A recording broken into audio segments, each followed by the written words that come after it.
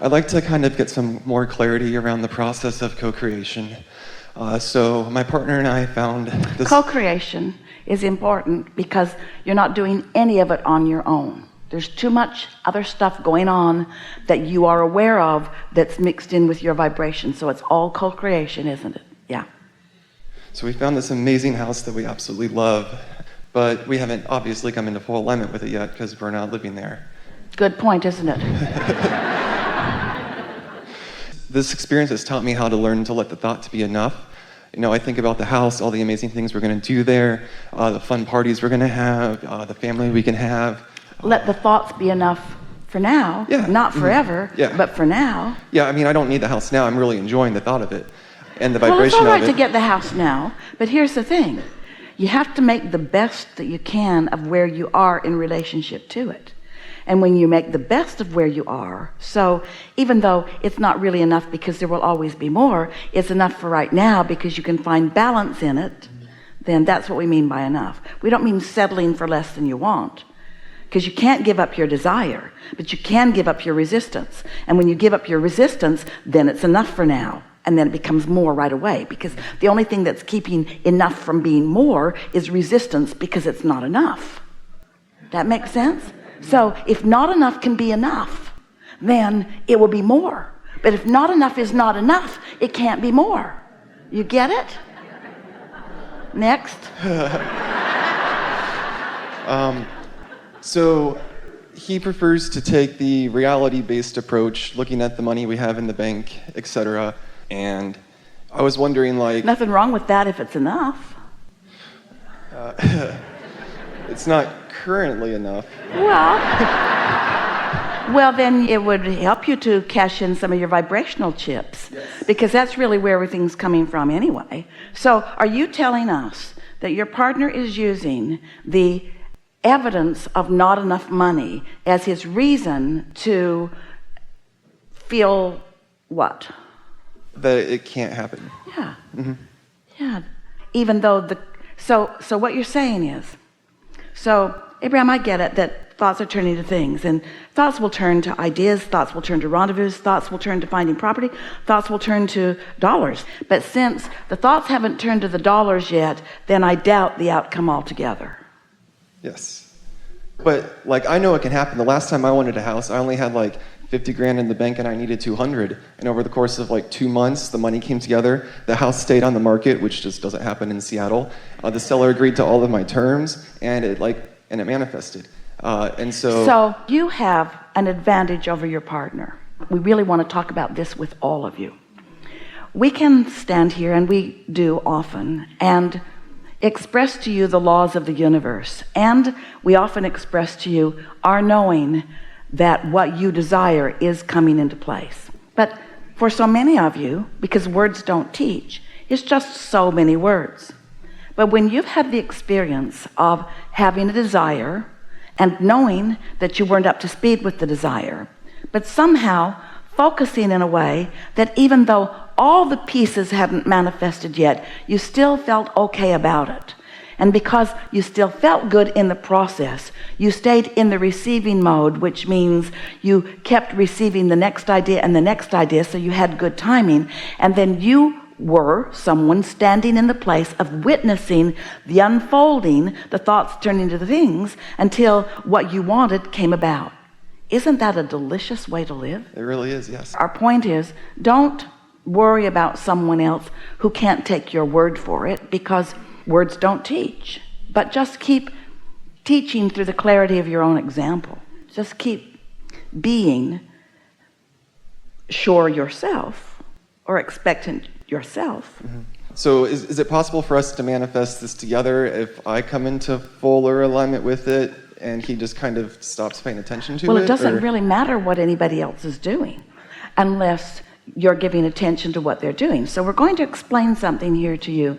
We haven't talked about this in this way, and it's going to be a really eye-opening experience for all of you. We've talked about it, of course, for years, but we have a new way of presenting it to you that's going to help you a lot. It's going to start in what feels like a sort of new place. It isn't. Do you understand that you have two perspectives? That of your inner being, which includes all that you've asked for up to the very last request, and then how you're doing in terms of your beliefs about it. And do you get it? That it's sort of logical that as humans, your beliefs about it would be like your partner's are, sort of based upon current manifestation. But things can't be based upon current manifestation, or nothing could evolve, could they? You got to be able to see past what is, because if you only see what is, then you just keep regurgitating more of what is. So it's completely illogical and yet understandable about how people sort of get into that place. So recently we've been talking about the satisfaction factor. And all that means is, since your inner being has a very clear opinion about you in this house, and you have an opinion about you in this house, then there is a possible variance.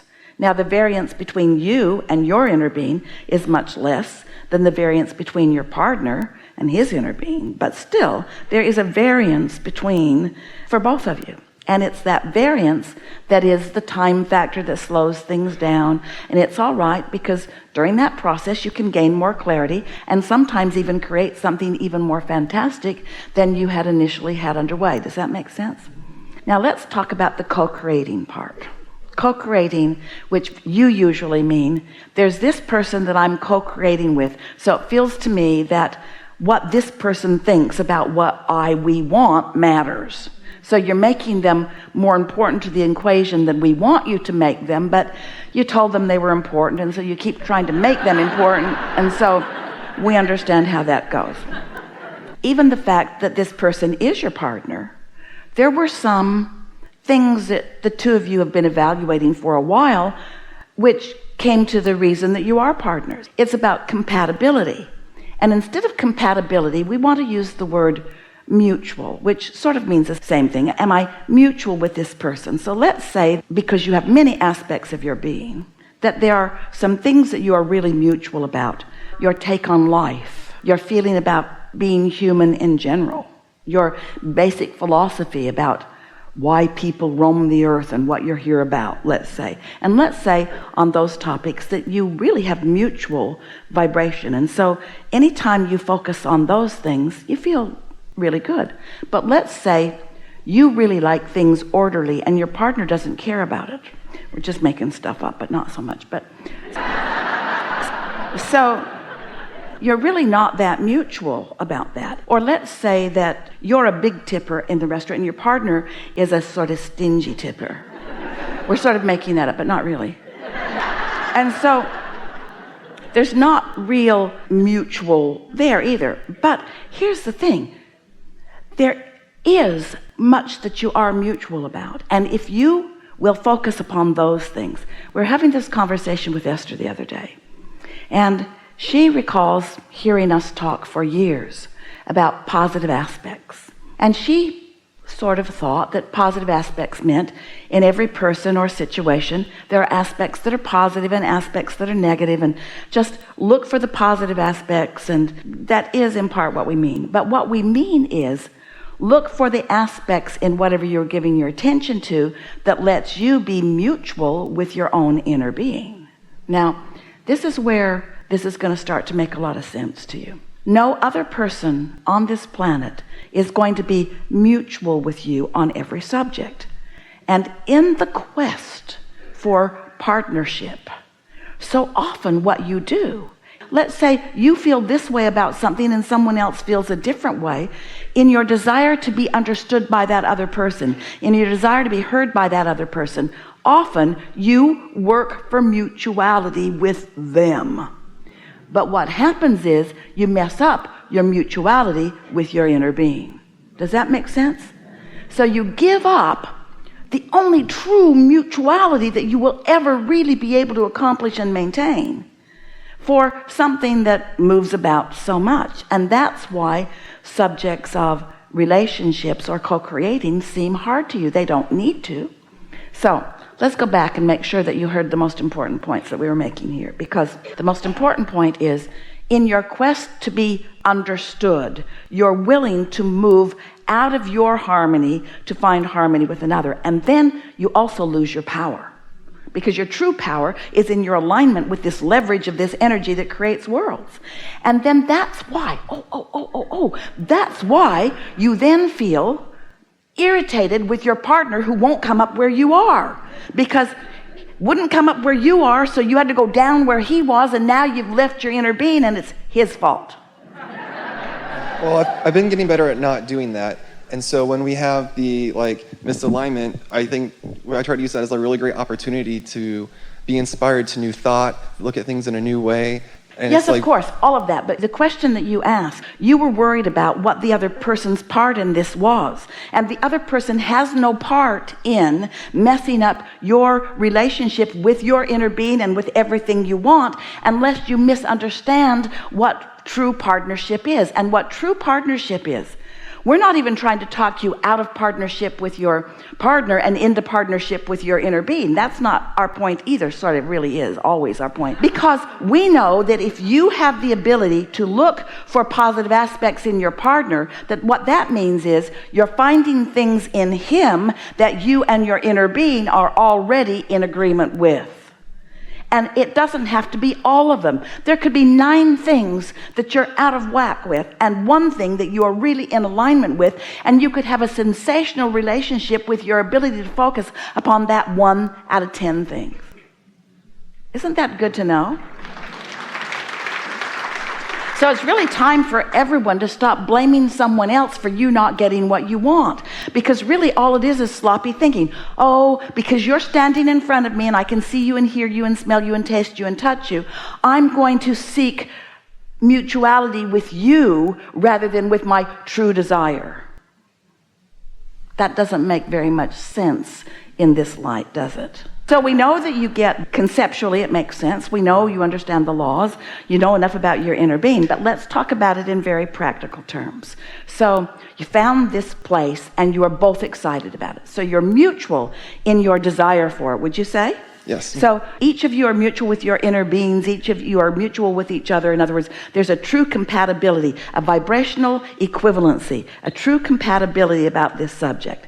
But when it comes to how fast it's going to manifest, or whether the thoughts give you a thrill or a disappointment when you think about them, that's when you vary a little bit. So give us an example of something that your partner might say that when you hear it and focus there brings you toward his different vibration and away from your inner being's knowing about this. Is this a helpful analogy for you?